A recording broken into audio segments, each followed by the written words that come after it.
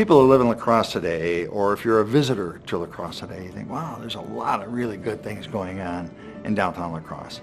And it's true. But back in the late 1980s and early 1990s, there was a tremendous amount of pessimism all throughout the community about the potential or the future of downtown. Fortunately, the city supported the City Vision 2000 plan, but you could almost sense that the support was there with the belief that, well, we'll let them have this plan, but it's going to probably end up on a shelf somewhere, and it's not going to really have an impact.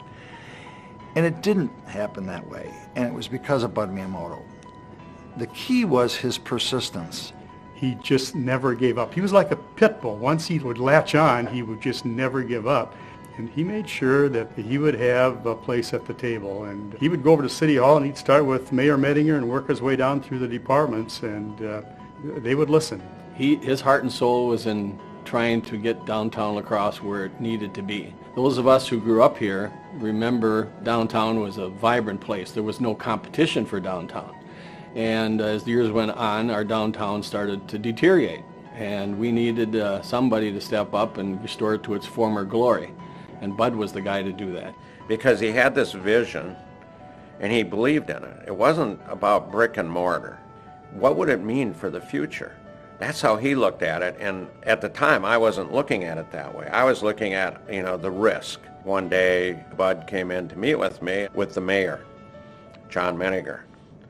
And, I'm a pretty tough old Marine, but I got two very persistent individuals saying, look, if you commit, we will get the other businesses moved, and, we'll make this happen. I really started to see it in Bud's vision. I didn't look so much at, okay, we put the building up here, but it's the careers and the jobs, and what would that mean if it worked? Could this help change the landscape of downtown La Crosse? It all worked, so was it worth the risk? Yes, definitely. It was Bud.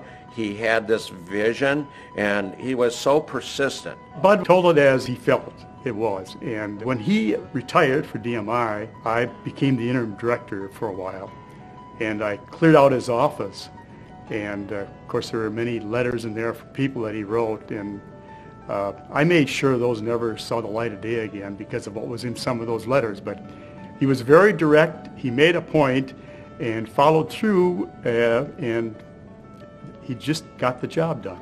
Bud is very deserving of this award, just knowing a little bit of how difficult it is not only to rally people, but to rally resources to get city government, state government, and others to pay attention because there are so many competing priorities.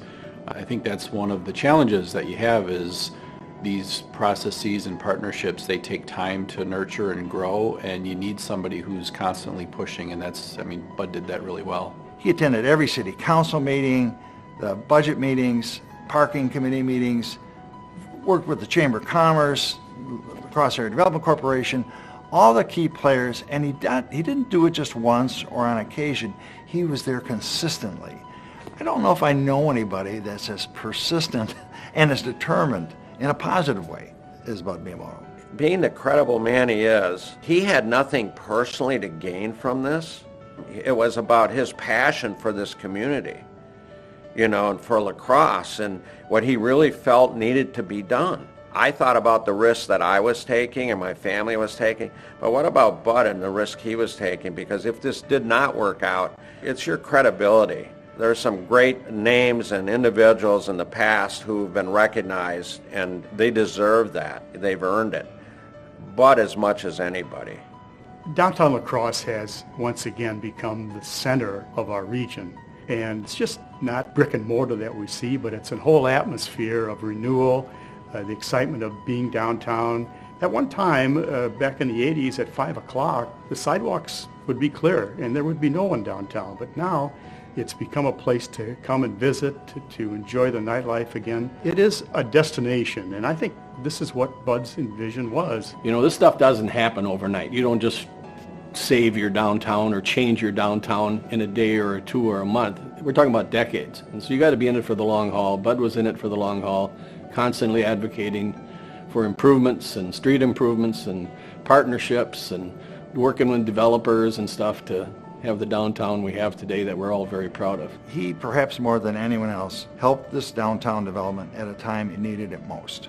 And the impact of those early years, creating the lender commitment program and creating the historic district, one of the largest historic districts around anywhere, all of those things were the important seeds that have developed into other things that are happening today. I think that's what a legacy award should be about, and it clearly applies to Bud.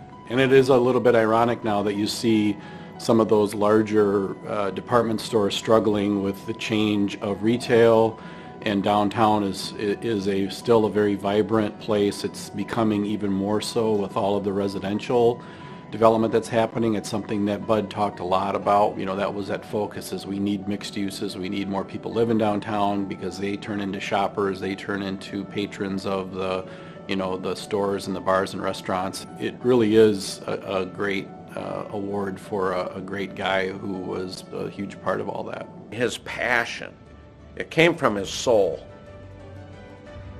He believed that much in it that he convinced me to do what is for the greater good, and it worked. Bud deserves the credit.